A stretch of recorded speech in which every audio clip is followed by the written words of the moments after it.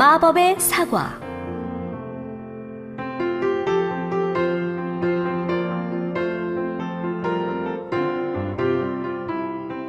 옛날 어느 나라에 왕과 공주가 살았어요.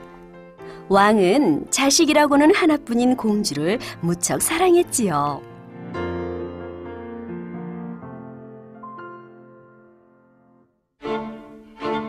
그런데 공주가 그만 큰 병에 걸리고 말았어요. 나라 안에 이름난 의사들을 모두 불렀지만 아무도 공주의 병을 고치지 못했어요. 마침내 공주는 목숨이 위태로울 지경이 되었지요.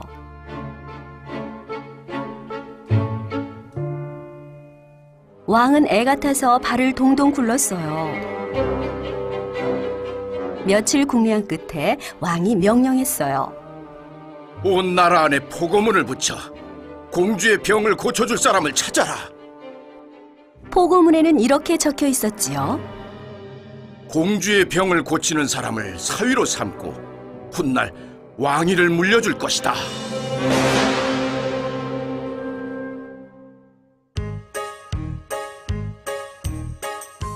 한편 궁전에서 멀리 떨어진 시골 마을에 삼형제가 살았어요. 삼형제는 저마다 신기한 보물을 갖고 있었어요. 첫째는 아무리 먼 곳도 볼 수 있는 마법의 망원경을, 둘째는 하늘을 빨리 날 수 있는 마법의 양탄자를, 막내는 먹으면 어떤 병이라도 낫는 마법의 사과를 가졌지요. 어느 날 첫째가 망원경으로 세상 구경을 하다가 포고문을 발견하고 동생들에게 큰 소리로 말했어요. 저런, 공주님이 큰 병에 걸렸군. 공주님 병을 고치는 사람을 사위로 삼고 훗날 왕위까지 물려준다는구나. 그러자 동생들이 말했어요. 우리가 힘을 합쳐 공주님의 병을 고쳐드려요. 삼형제는 곧장 궁전으로 가기로 했어요. 둘째가 마법의 양탄자를 펼쳤어요.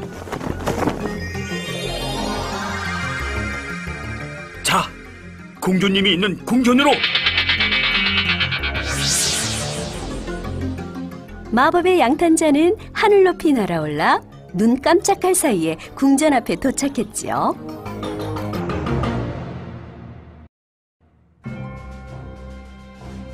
삼형제는 왕 앞에 나아가 말했어요.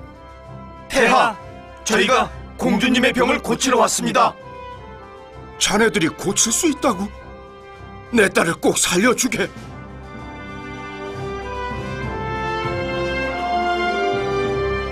왕은 삼형제를 공주의 방으로 데려갔어요. 막내가 품속에서 마법의 사과를 꺼내 공주에게 먹이자 공주의 병이 씻은 듯이 나았어요. 궁전 안에는 모처럼 웃음이 넘쳤어요. 왕은 기뻐하며 큰 잔치를 베풀었지요.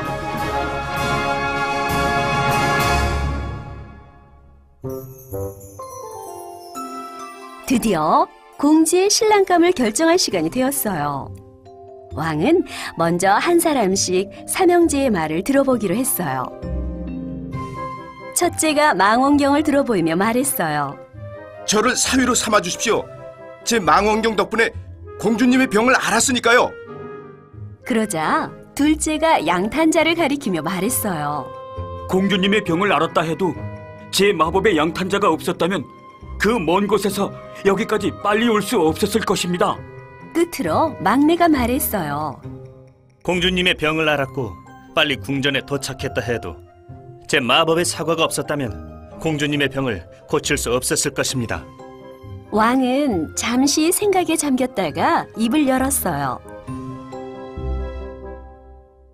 삼형제 중 막내를 사위로 삼겠다.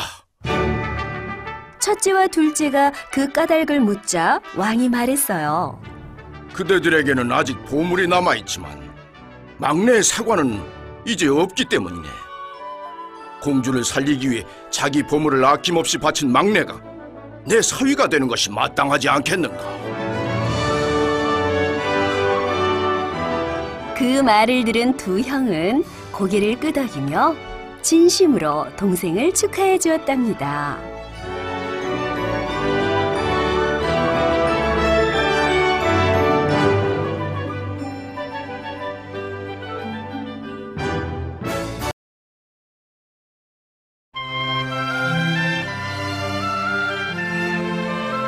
완두콩 5알.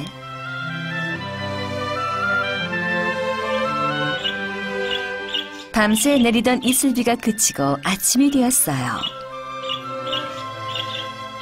반짝반짝 햇살이 온 세상을 비추자 대롱대롱 콩꼬투리들도 초록빛으로 반짝거렸어요. 그런데 콩꼬투리 하나가 올록볼록 움직이네요. 저 안에 누가 있는 걸까요? 콩꼬투리 안에는 완두콩 5알이 살고 있었어요. 좁쌀만큼 작았던 완두콩 5알은 빗물을 마시고 햇볕을 쬐면서 점점 자라났지요. 아유, 이제 꼬투리 안은 너무 좁아. 빨리 밖으로 나가고 싶어. 앞으로 우린 어떻게 될까? 완두콩 5알이 노랗게 익은 어느 날이었어요. 장난감 새총을 든 소년이 다가와 꼬투리를 톡 하고 따더니 탁 하고 벌리는 게 아니겠어요? 드디어 밖으로 나간다. 완두콩들은 소년의 손바닥으로 또르르 미끄러지며 기뻐했어요. 소년은 완두콩들을 새총으로 멀리 날려보냈어요. 첫 번째 완두콩은 나는 해님에게 간다. 두 번째 완두콩은 나는 달님에게 간다. 세 번째 완두콩은 나는 바람에게 간다.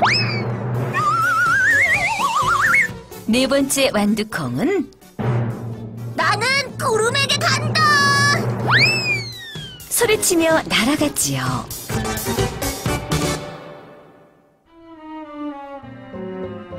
그런데 5번째 완두콩은 아무 말도 하지 않았어요. 난 어디로 가야 하나?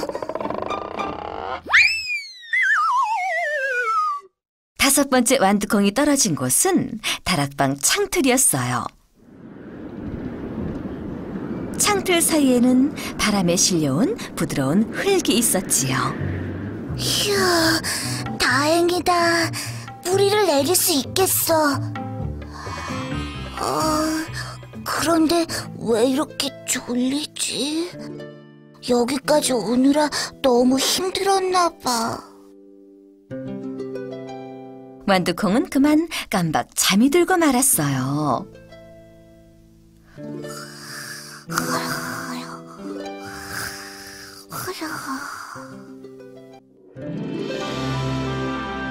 어느새 캄캄한 밤이 되었어요. 어두운 다락방에는 초롱초롱 불빛이 밝혀졌지요. 그런데 얼마 뒤 슬픈 울음소리가 들려왔어요.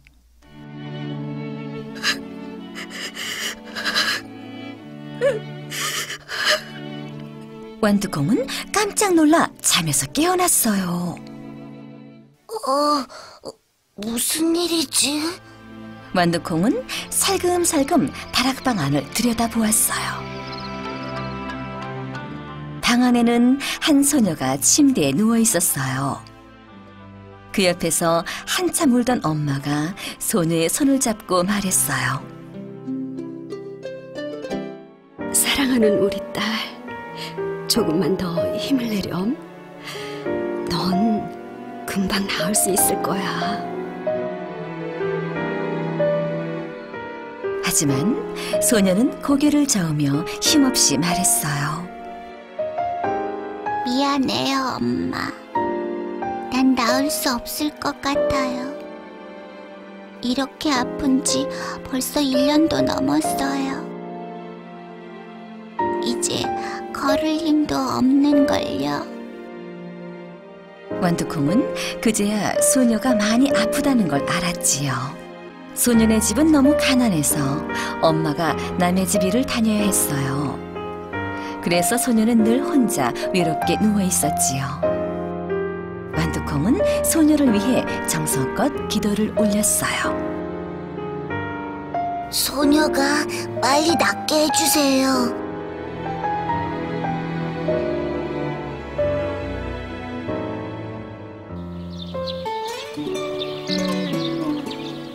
어느 날 아침이었어요. 창밖을 내다보던 소녀가 큰 소리로 외쳤어요. 엄마, 창가에서 뭔가 살랑살랑 흔들리고 있어요. 창으로 다가간 엄마는 깜짝 놀라며 말했어요. 어머나, 이건 완두콩이구나. 어떻게 이런 곳에서 싹을 틔웠을까? 정말요? 저도 가까이서 보고 싶어요. 엄마는 소녀의 침대를 창문 가까이 끌어다 놓았어요. 소녀는 환하게 웃으며 완두콩에게 말했어요. 언제 날아와 이만큼이나 자랐니? 너는 참 씩씩한 완두콩인가 봐. 너를 보니까 나도 씩씩해지고 싶어. 우리 친구하자. 완두콩은 초록빛 싹을 한들한들 흔들며 반가워했지요. 그날 밤 소녀는 두 눈을 반짝이며 엄마에게 말했어요. 오늘은 기분이 참 좋았어요. 따뜻한 햇살을 받으며 쑥쑥 자라는 완두콩을 보니까 저도 막 힘이 솟는 거 있죠? 어서 빨리 나와서 푸른 들판을 신나게 달리고 싶어요. 그래, 곧 그런 날이 올 거야. 엄마는 빙그레 웃으며 소녀의 머리를 쓰다듬었어요.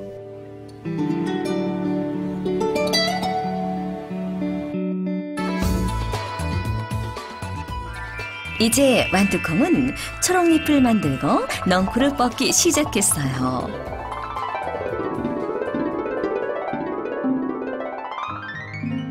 엄마는 완두콩 넝쿨이 바람에 쓰러지지 않도록 나뭇가지로 받침대를 만들어 주었어요. 완두콩이 무럭무럭 자랄수록 소녀의 희망도 뭉게뭉게 피어올랐지요. 하루가 다르게 소녀의 얼굴빛이 좋아졌어요.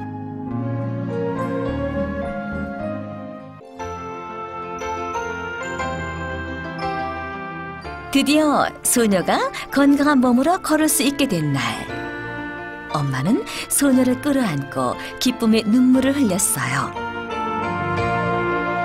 완두콩도 너무 기뻐서 마음속으로 이렇게 외쳤지요. 그래, 정말 축하해. 소녀가 완두콩에게 다가와 말했어요. 완두콩아, 내 덕분에 희망을 가질 수 있었단다. 정말 고마워.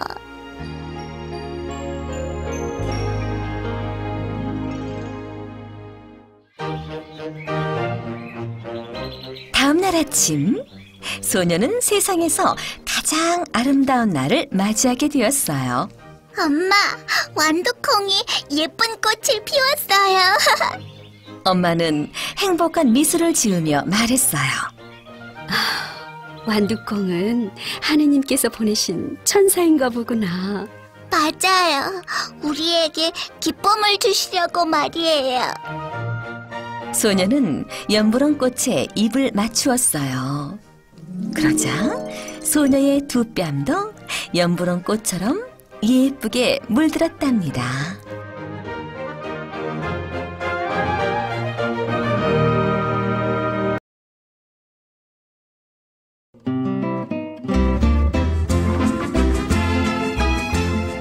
베니스의 상인.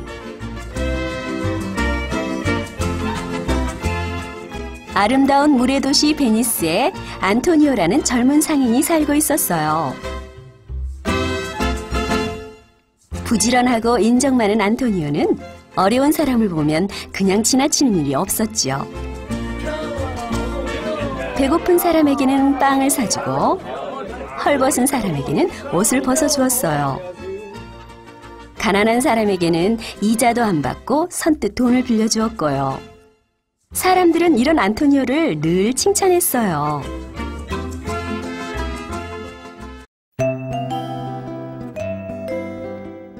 안토니오에게는 바사니오라는 친한 친구가 있었어요. 하루는 바사니오가 안토니오를 찾아와 말했어요. 안토니오, 난 사랑에 빠졌다네. 벨몬티에 사는 포샤라는 아가씨를 사랑하게 되었어. 진심으로 축하해, 바사니오. 안토니오는 자기 일처럼 기뻐해 주었지요. 바사니오가 머리를 긁적이며 말했어요. 포샤는 워낙 굉장한 집안의 아가씨라 만나려면 돈이 필요하다네. 자네가 3,000 두카트만 빌려줄 수 있겠나? 바사니오를 위해서라면 전 재산이라도 빌려줄 안토니오였죠. 하지만 마침 장사할 물건을 사느라 돈을 다 쓴 뒤였어요. 걱정 말게. 방법이 있을 거야. 안토니오는 밝은 목소리로 말했어요.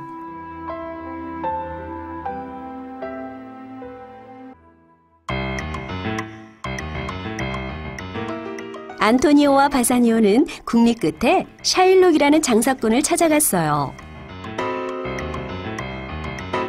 샤일록은 돈을 빌려주고 비싼 이자를 챙겨 부자가 된 사람이었어요. 가난한 사람에게도 꼬박꼬박 비싼 이자를 받았지요. 안토니오는 평소 그런 샤일록을 몹시 못마땅하게 여겼어요. 내 친구에게 지금 당장 3,000 두카트가 필요하오.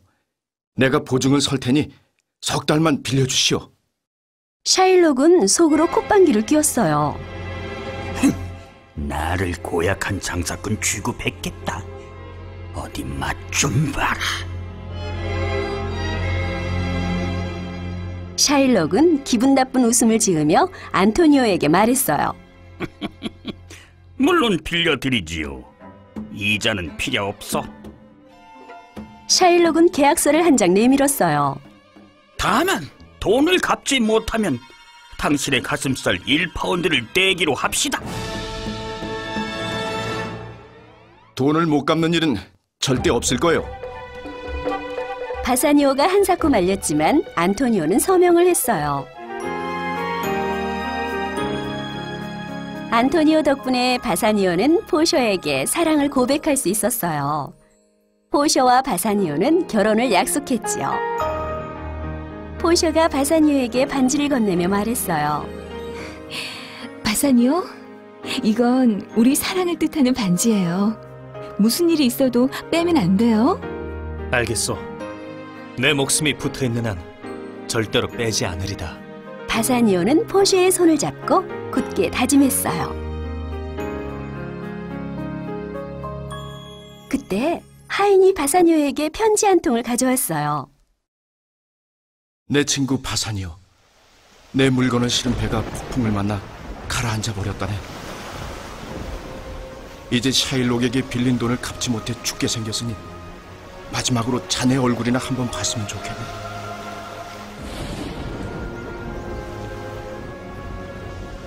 편지를 읽은 바사니오의 얼굴이 하얗게 질렸어요. 지난 얘기를 들은 포쇼도 깜짝 놀랐지요. 어서 가서 안토니오를 구하세요.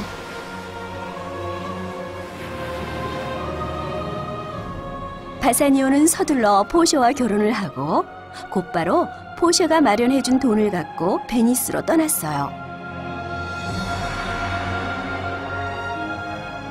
바사니오가 도착했을 때는 안토니오의 재판이 코앞이었어요.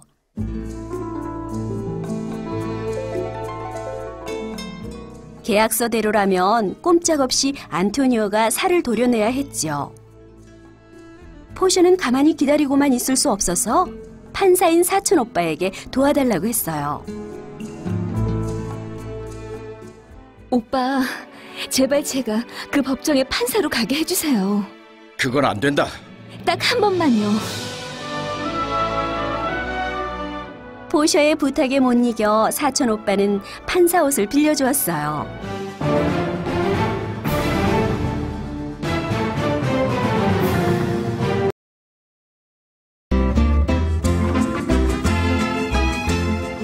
베니스의 상인.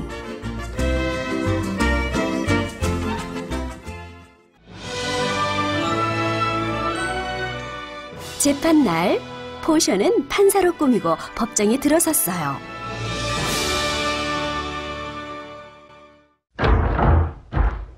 어찌나 감쪽 같은지 바사니오조차 알아보지 못했지요. 포셔는 점잖은 목소리로 샤일록에게 물었어요. 샤일록은 자비를 베풀어 안토니오를 살려줄 수 없습니까? 절대 그럴 수 없습니다. 계약서대로 하겠습니다. 샤일록은 눈썹 하나 까딱 않고 말했어요. 그럼 빌려준 돈의 3배를 받고 용서할 수는 없습니까? 절대 그럴 수 없습니다. 샤일록의 대답은 얼음보다 차가웠지요. 그렇다면 안토니오는 칼을 받을 준비를 하십시오. 판사의 말에 법정 안이 술렁이기 시작했어요.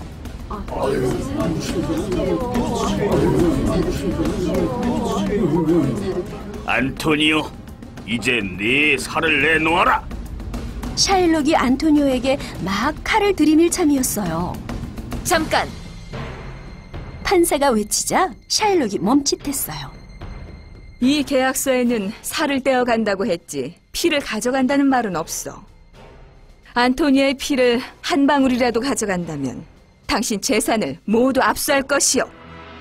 판사의 훌륭한 판결에 휘파람과 박수 소리가 터져나왔어요.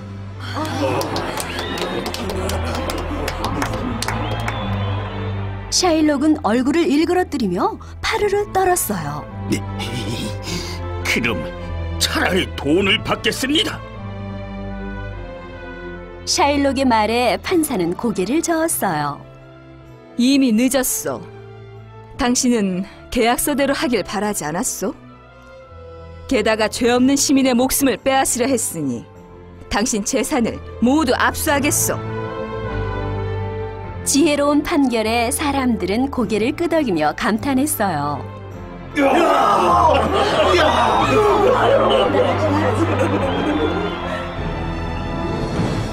안토니오와 바사니오는 서로 얼싸안고 기쁨의 눈물을 흘렸지요.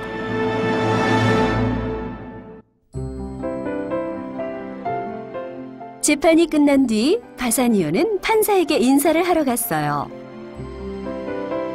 판사가 포셔인 줄은 꿈에도 모른 채 말이에요. 훌륭한 재판장님 덕분에 저와 제 친구가 살았습니다. 감사의 뜻으로 선물을 하고 싶습니다만. 바사니오의 말에 포셔는 장난을 치고 싶어졌어요. 꼭 그러고 싶다면 당신 손가락에 낀 반지를 주십시오. 바사니오는 한참을 망설이다 마지못해 반지를 빼주었지요.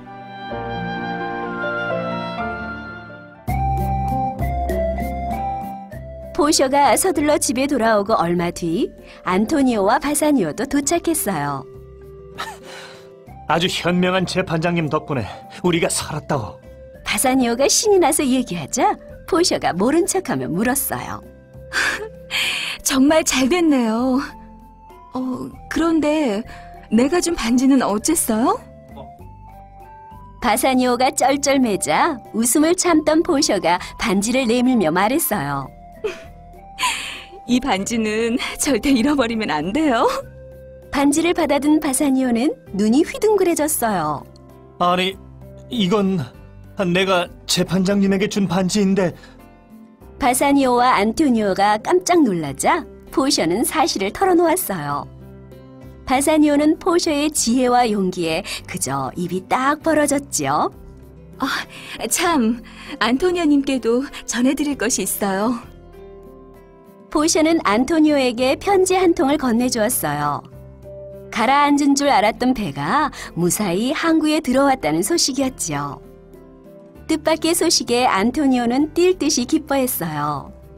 세 사람은 밤새도록 이야기를 나누며 행복에 젖었답니다.